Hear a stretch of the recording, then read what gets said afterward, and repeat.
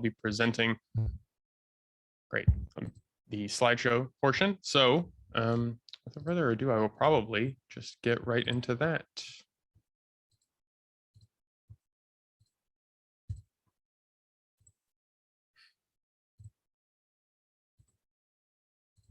Great. Can everyone see the presentation here?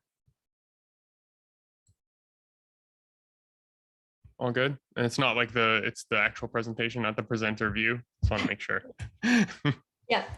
Great. So again, good afternoon. Thank you all for attending this learning session on the 2021 report titled Community Wealth Building, What is Possible in Rural, Small, and Mid-sized Cities. I'll be giving a brief introduction to the Windsor Essex Community Benefits Coalition and then diving into the report in full. The presentation will be made available to you, and we'll have a Q&A period after the presentation. My name again is Brady Holek. I'm the coordinator for the Windsor Essex Community Benefits Coalition, and I helped edit the report. I will be joined here by Frazier Fathers, who's one of the primary authors of the report and the resident expert on, among other things, community wealth building in Windsor, Ontario. I'll start with a brief land acknowledgement as well. The WECBC is committed to inclusivity and respect for all people as we take collective action to uplift the voices of marginalized communities. As a part of this commitment, I will begin by reading a land acknowledgement.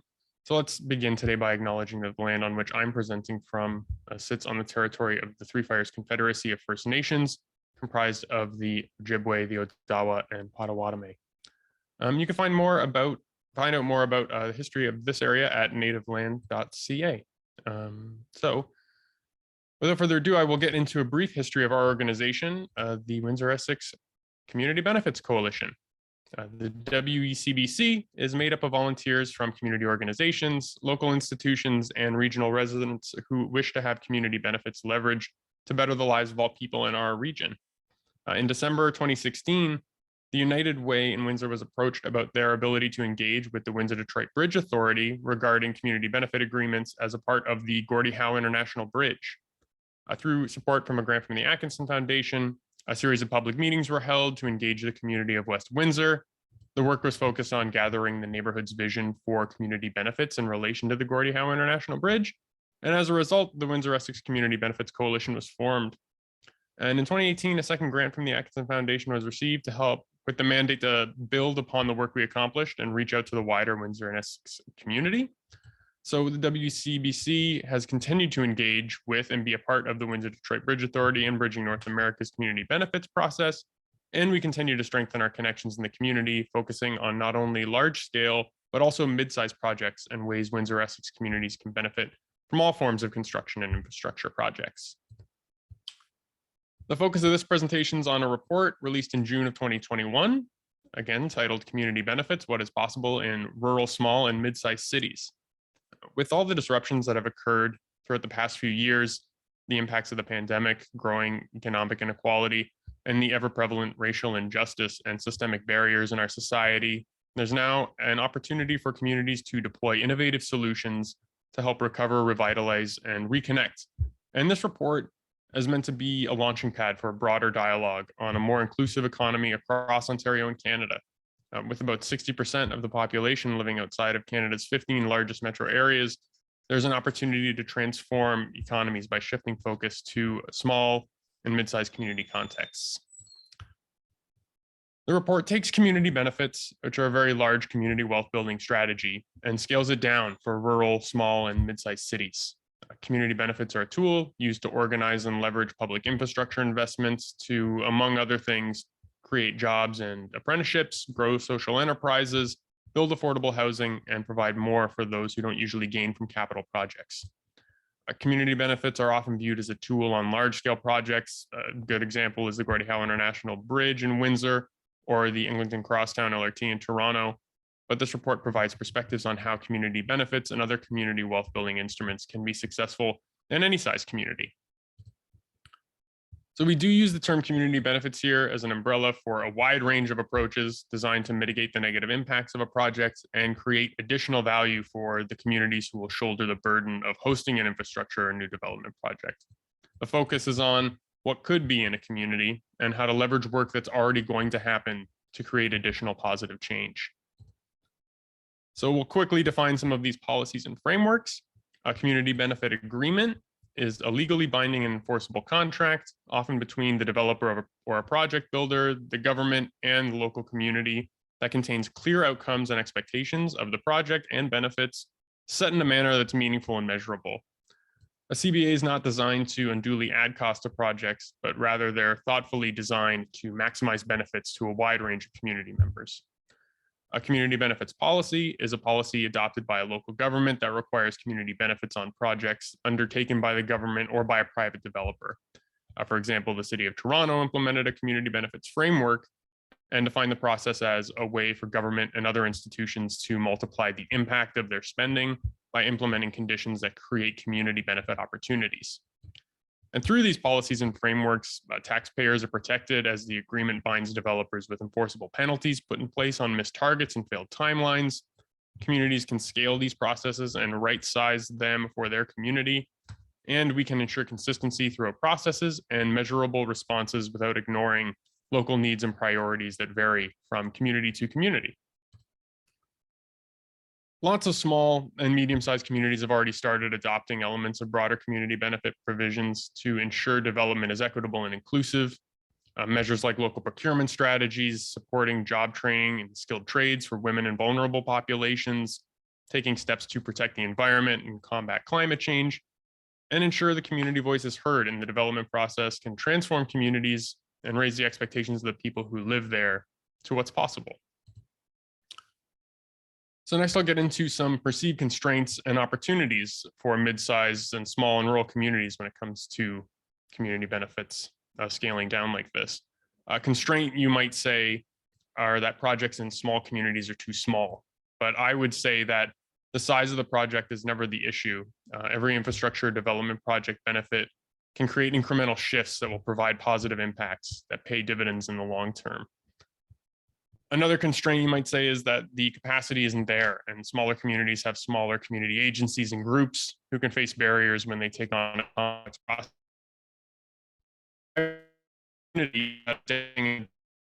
From larger communities is a great starting point, and there's also an opportunity for backbone organizations to emerge at the provincial and regional level to help support this work. And there's a really interesting constraint and opportunity in culture change. There needs to be a shift in thinking at the level of elected officials and administrative staff in municipalities, a shifting perspective to look at broader societal value and long-term benefit beyond the upfront cost to just taxpayers. Collaboration and the learnings of larger communities is extremely important for this.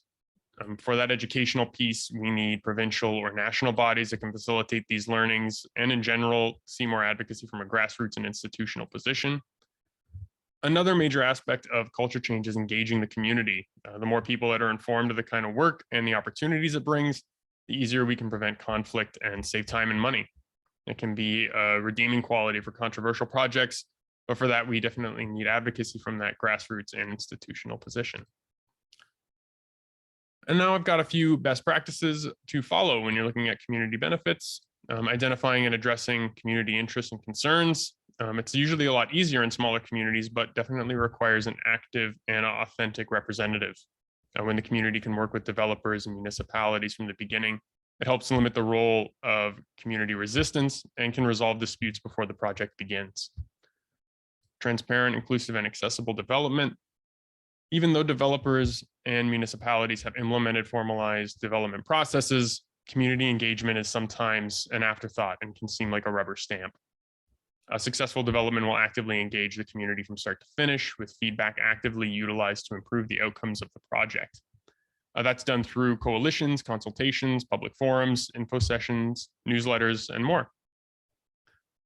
Meaningful, measurable, and accountable benefits.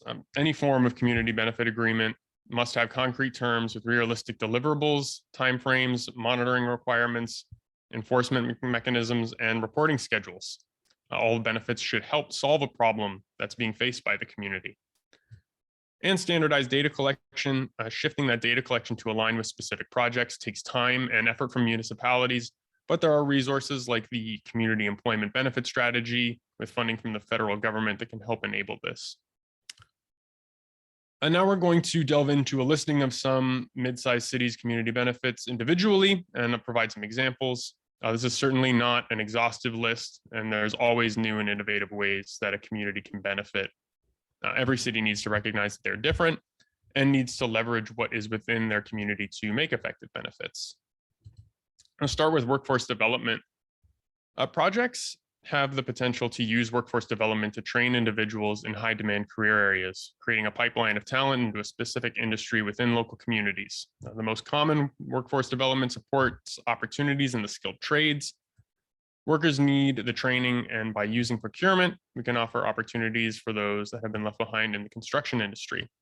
If you want to create workforce development on a project, there's a lot of coordination that needs to take place.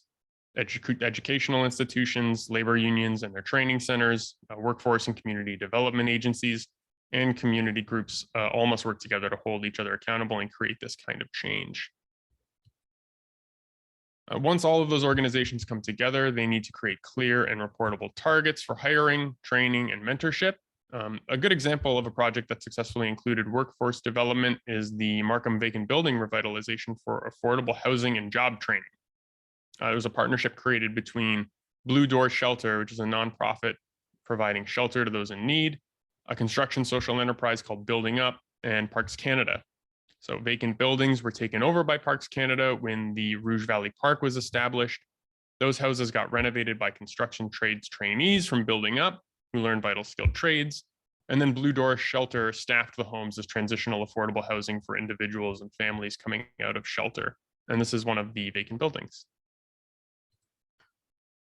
Improved community infrastructure utilization, engaging residents and getting their specific input allows projects to be improved aesthetically, tested for functionality of their design, potential usages explored, and buy-in created before shovels hit the ground. It's not just about the building, it's about how the space will be activated and by who. By engaging with the community ahead of time, we can avoid pitfalls. For example, a new playground that a community didn't need and doesn't use. Ensuring decent work, it's not just about the project workers, it's also about ensuring those in the supply chain and people who will be working in the finished product, if applicable, can support themselves and their families.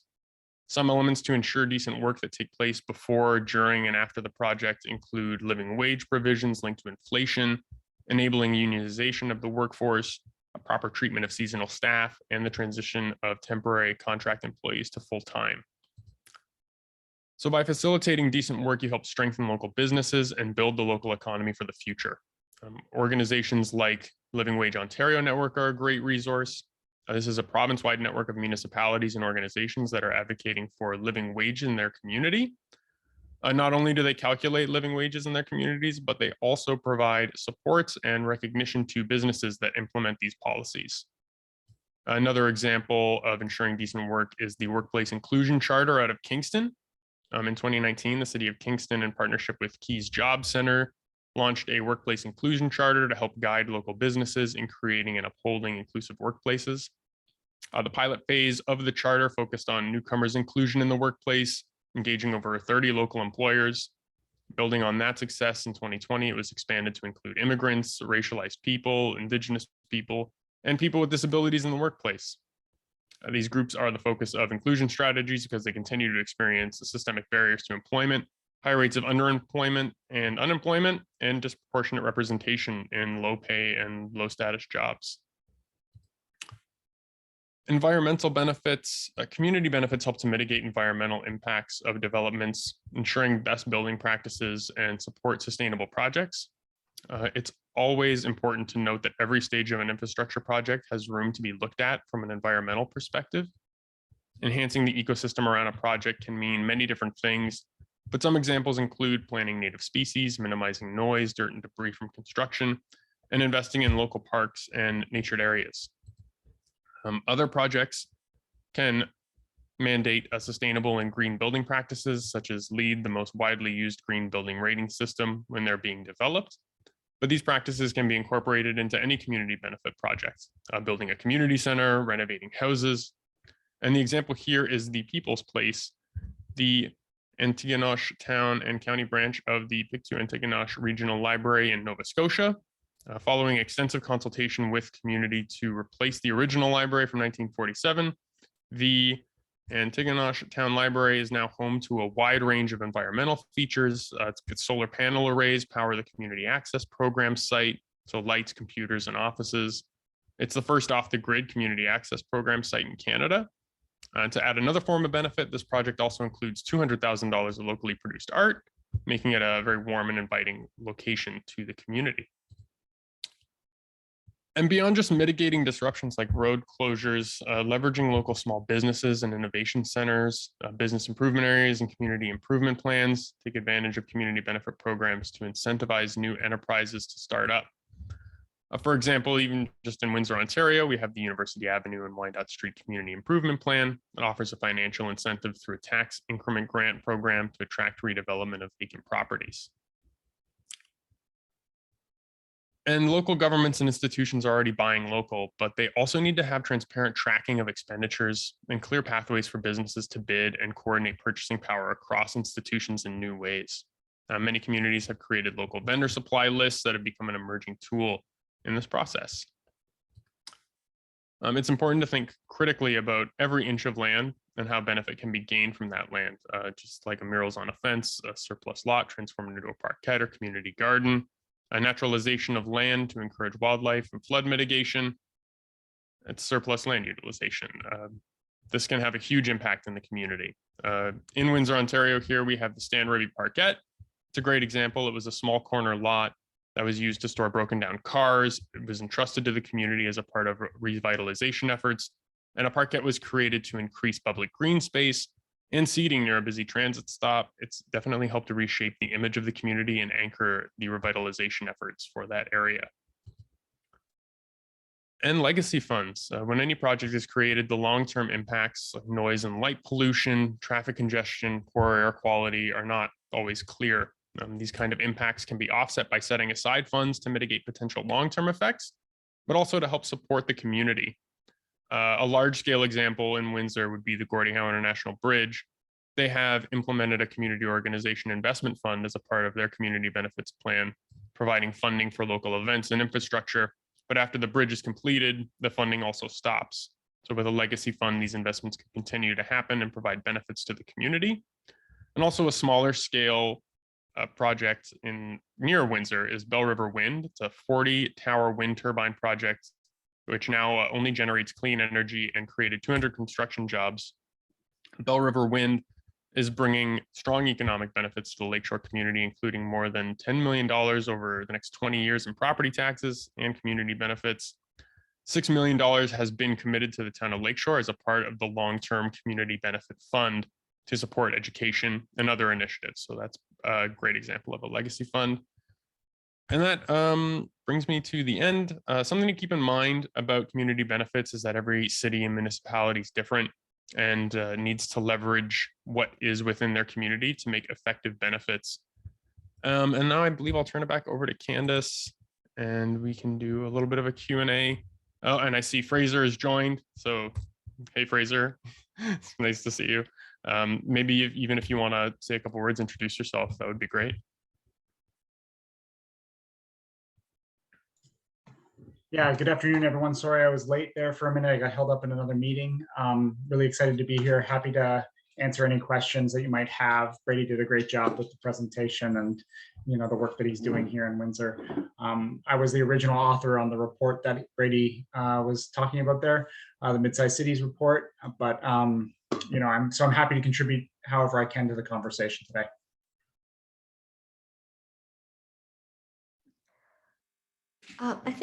Thank you, Frazier. I think we can just go ahead with the Q&A. So if folks have any questions, feel free to just unmute yourself and just, we can just do popcorn style. Or if you prefer, you can also use the raise hand button. Or you can also have the option to put your question into the chat and then we will get to that as well.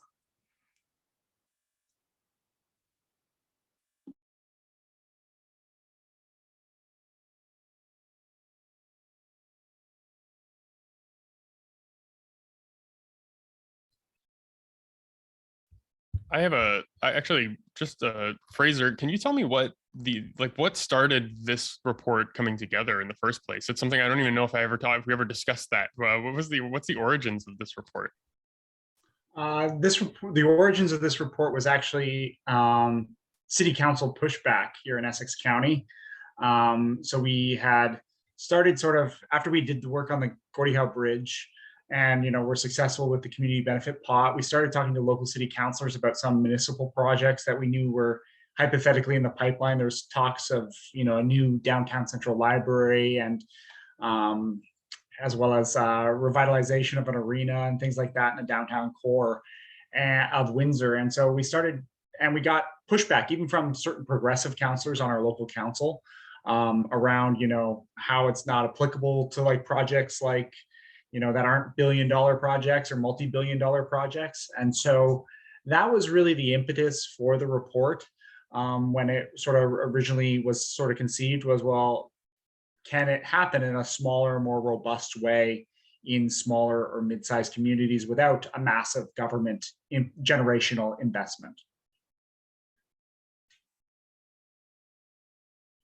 Yeah. Kumsa has his hand up, I think.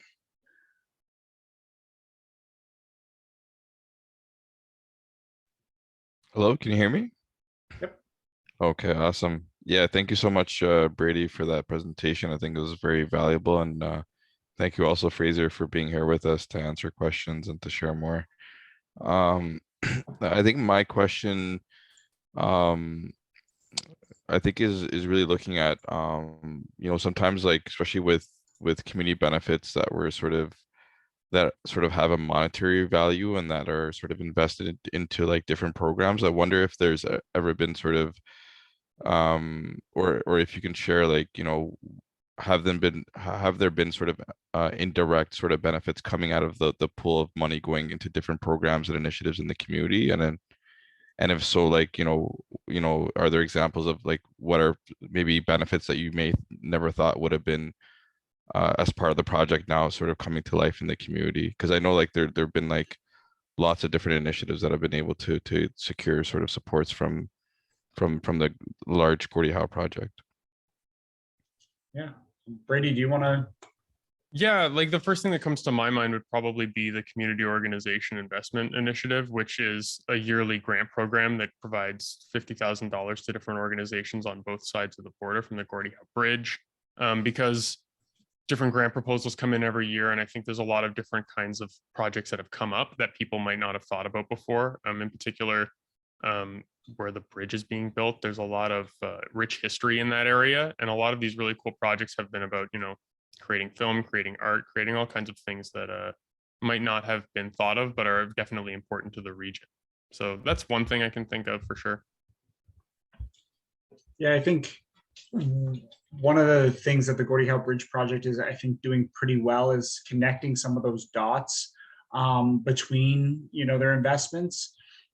They didn't capture, and I don't know if Brady may have mentioned this at the very beginning, but the workforce development piece of the Gordie Howe Bridge project isn't actually captured in their community benefit package. So that's a whole separate conversation with them.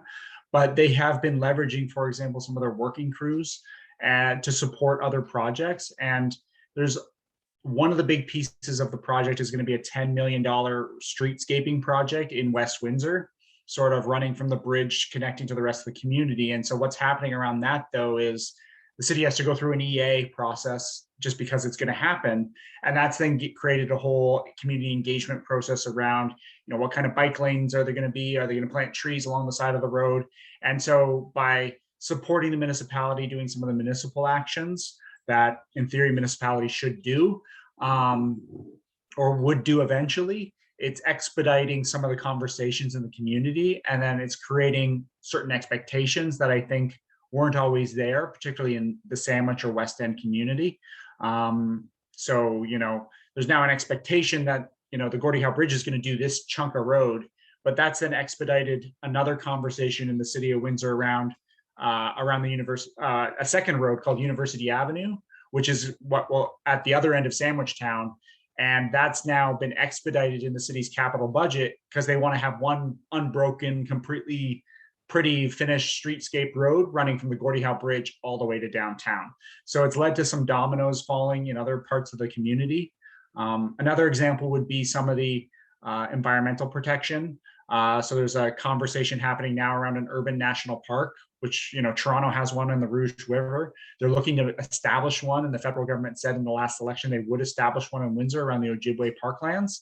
And so the Gordie Howe Bridge set aside $1 million out of the community benefit fund to support wildlife overpass and some projects around that urban national park, or what has now become an urban national park. And the seed money, that $1 million seed money, was some of the impetus for that work, because suddenly there was a pot of money that encouraged conversation and asked, hey, what could happen because of some of those projects. Oh, awesome. That's really helpful. I really appreciate sharing that.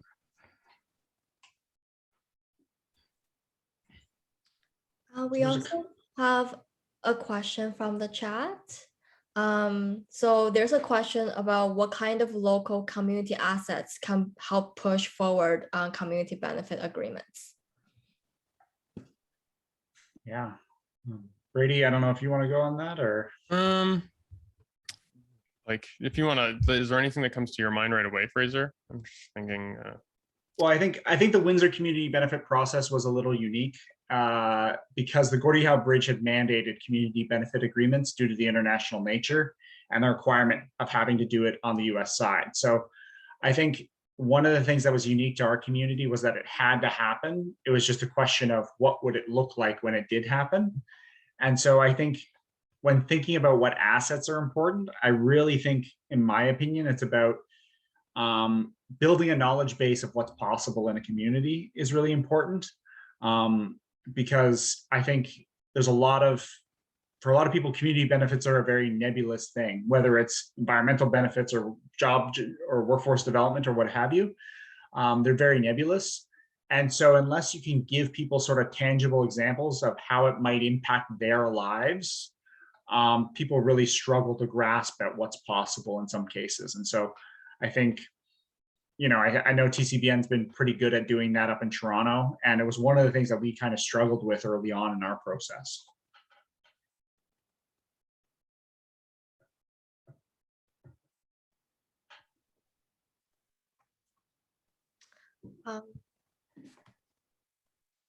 Brady, do you have anything would you like to add on to that, or? Yeah, I think that's Fraser got it pretty good there. I'm good. Wonderful. And we have another question from the chat asking, what are the unique aspects of your community that informs the way community benefit campaigns or projects are identified and organized? I think it's just to talk a little bit about that. I think that that kind of goes back to that idea that every single community is different in its own way, and every project can have all kinds of different aspects to it that need to be taken into account before you put together any kind of project outline or what you're planning to do. I know something I've been working on personally is there's going to be a new mega hospital in Windsor, and there's been a lot of controversy locally for years about the location and some of the other things surrounding that before it was even decided it would be built in the first place. So some of the administration and people involved are a little hesitant to take as much from the community because they're worried that a lot of these issues might come back up again. So it kind of can shape the entirety of that kind of project. In terms of smaller projects or something else like that, that would definitely be something I think Fraser could speak to a little bit more. Yeah, Brady's right. Every community is a little different. I'll do a shameless plug here. I have a podcast called Council Conversations where I talk to small town municipal councilors. You can find it on all your favorite podcast platforms. But one of the conversations I had was with a small town called Southwold, Ontario, and it's in southwestern Ontario. I'm betting most of you don't know where it is, but you've probably driven through it because it's not a real town. It just covers the 401 on a section there. It's like many small towns and they just call it Southwold. So there's no sign for Southwold, but they actually have a community benefit agreement with the big landfill that's just outside of London, which actually takes a lot of Toronto's garbage. And so as the host of that community, they get community benefits from, literally taking Toronto's trash to a degree, but that's paid for set like sewers, actual full sewer systems for rural communities, which is something that most rural communities don't have access to. And so there's like a lot of really interesting stuff that happens in small communities. Sometimes it's about partnership between small community and large community, but I think another one I've heard though is up in Grey Highlands during COVID, a local BIA, encouraged their local businesses within their BIA with a rebate for any business that bought from another business in the BIA during sort of lockdowns. And so it was, it's really about, creative solution based on local context, right? So it was during lockdown, there were a small BIA and they sort of, the BIA, and I don't know if you know how BIAs are structured, but they levy an additional tax on the businesses inside the BIA. And so instead of putting on their summer fair, from my understanding, this was just a conversation that I had, what they ended up doing is whenever a business bought from another business, they could submit the receipt and they would get a portion of that money back. Pretty much they would get their tax money back. And so it encouraged all the businesses to sort of buy local during the lockdowns that we've had during the pandemic. And so, yes, I will drop the link into the chat. I wasn't expecting this to be a shameless plug here for myself, but it's sort of, but yeah, so I think when you think about local context, it can be super micro. It can be about like, what does this park potentially could look like and how could it be better? All the way up to how do you change your city, your county, your region as a part of that. So I hope I answered the question, and I'll dig up my podcast link for everyone. Thank you very much. Yeah, we're all very interested to listen to your podcast, so please drop the details in the chat box. And then I see Rosemary, you have your hand up. Please go ahead. Hello, everybody. It is so amazing to see this coming together, to see that, we have community benefits leaders from across Ontario coming together in this way. And I'm really looking forward to your monthly webinars. So ONN, thanks for your leadership and making this happen. My question is really around labor. In Toronto, there is a lot of, so TCBN, we're 50% labor and community, and, there can definitely be some complexities there. How is labor connected into the work that you're doing? And, whether it be the workforce development or even, the neighborhood and environmental improvement work that you're doing too. Are they engaged? Are they leading? What else needs to be done to make sure that labor is kind of central in the work that you're doing? I guess I'll start and sort of provide some of the history there, and then Brady can sort of jump in about what's happening today. Labor has been actually a challenge here in Windsor, Essex, engaging them in the community benefit process. At least historically they were, broader history is that Windsor is very much a boom bust town around the auto sector. And a big portion of our labor community is auto related. So they're not in the construction trades. They're about building cars and building auto parts and things like that. So there isn't that cognitive dissonance where with carpenters unions, ironworker unions, things like that. And we haven't had a lot of building in Windsor other than, suddenly after what seems a decade, a bridge is now being built. So that was a problem. So when we approached labor during, the consultations in the lead up to community benefits on the Gordie Howe Bridge, they were interested, but they also had a 400-person callback list that they had to manage first. So before they were going to start a training center and bring on more trainees, they had to call back those 400 people first. And that's completely fair and absolutely what they needed to do. And so I think one of the challenges with labor, particularly in smaller and mid-sized communities, and particularly where there hasn't been a robust economic environment, is labor is somewhat shell-shocked to a degree, and that they've been in this boom bust feast famine sort of space where they're either hiring or they're firing, and they haven't had, at least in our context, a good period, sustained period where things are going well. And as a result of that, when there's an opportunity, they certainly are engaged in a part of the processes, but some of those challenges around, we got to look after our members first versus the broader what's good for the community. Can be some of those friction points around those conversations, and there were in our community. So our Labor Council joined the initial Gordie Howe Bridge consultation process, but then really after that process, they stepped away, partially just due to the makeup of our local Labor Council as well, because it's largely, again, auto sector dominant. It was really a minority of labor groups on that council who had potential benefit from it. And so it was about a time resource allocation, even from the labor community. That being said, labor is a great partner, more broadly in the community, championing, key issues. And so there's alignment on those, social justice and other community development issues, but how it comes about has been a bit of a challenge here locally, at least from my perspective and the process that we went through initially. I don't know if Brady has something to add Thanks about for current that. conversations. Yeah, I would just say that that's continuing as well. And I think there's still a large educational piece that it's continuing with that kind of what Fraser's talking about, the auto sector being so huge here, that the education piece of what community benefits and how they work is a whole other section of that process that we have to continually kind of push and look for.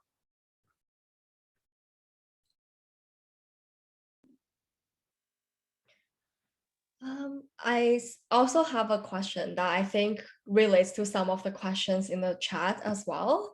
So I'm wondering, there's a lot of talk about red tape reduction, and I see in your report you also talked about how there's this myth that if we are considering community benefit agreements that adds to that red tape, and you might get a lot of pushbacks from like developers, for example. So can you elaborate on how you overcame some of those challenges?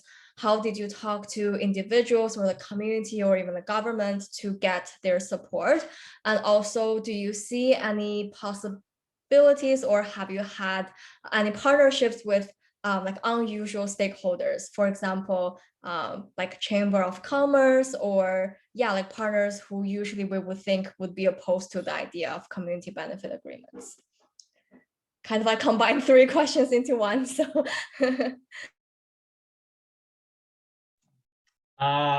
so I think the red tape question is a complicated one because it becomes a political question quite quickly. We haven't had many, at least while I was involved, and the report didn't really have any direct conversations with provincial levels of government. We've obviously talked to local MPs and MPPs about the report when we were crafting it, but it wasn't, we're in Windsor. We're far from political center on those things. And so we know that TCBN has done some amazing work about engaging, provincial and federal officials in sort of the Toronto, Ottawa area.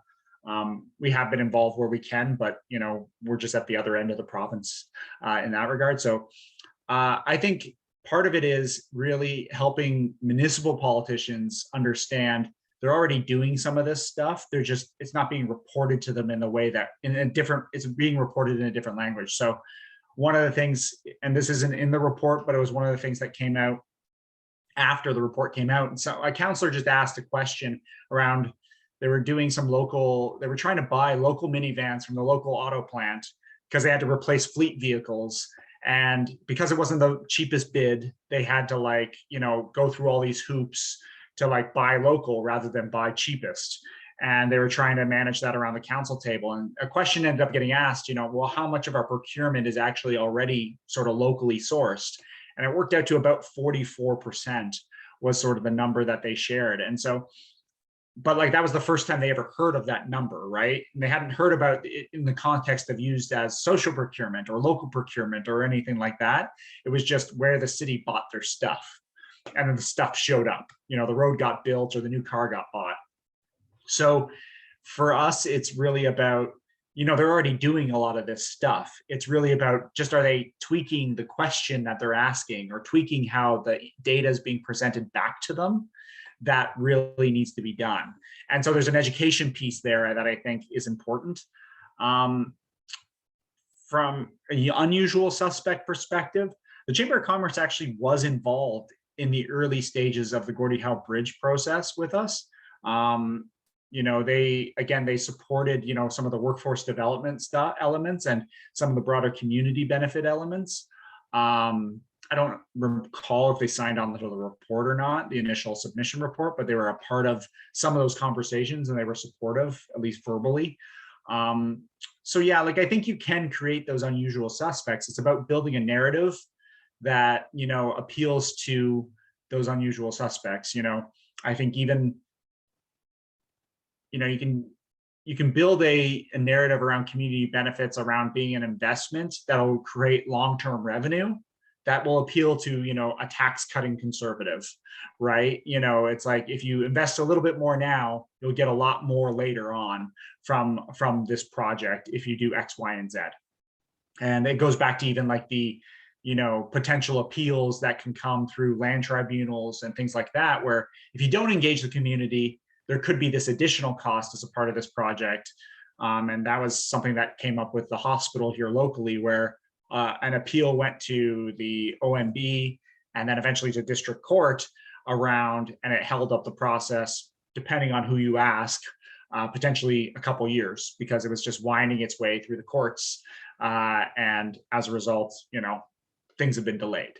So, there is that sort of carrot and stick there that you can sort of build a narrative around. But I think, again, that really has to be tagged to the specific conversation of specific community context. There is no silver bullet there. Brady, I don't know if you have anything to add. I think you put it very, very well. Thank you very much. Any other further questions for our wonderful presenters? Okay. Well, thank you, Brady and Fraser, so much for an amazing and super helpful presentation. This has been great, really informative, and I hope this is helpful for everyone, for all the folks that are here as well. So yeah, our goal is to host similar learning sessions on a monthly basis. But if you have any suggestions on topics that you're interested in, please put it in the chat, or you can send me an email. I'm going to put my email address in the chat as well. So ideas are always welcome. We would like to hear from folks what you're interested in learning and hearing more about, and then we'll try to find folks that are experts on those topics to present and share their knowledge and resources. Kumsa, are you still here? Kumsa, would you like to say a few words as well? No, I just want to echo you and say thank you again to Brady and Fraser. I know we've been connected a lot in the past, but even just being part of this presentation, I learned a lot. So I really appreciate this, and I really I'm glad that a lot of people also found value in these sessions. And yeah, like you said, if you have any ideas of sessions or challenges or topics that may be good to have this type of level of just discussion and conversation, I think, yeah, feel free to share that with Candice, and we'll make sure to include that as part of future sessions that we want to host. And please also invite folks in your network to attend future learning sessions as well. I'll send a calendar invite as well as an email with all the session description and a link to the session, so easy to just forward the email to your broader network. And I think that's all for our very first learning session. Thank you everyone for joining us today, and thank you again, Brady and Fraser, for an amazing presentation. And yeah, we'll see you in the future. Bye, everyone. Take care, everyone. Bye.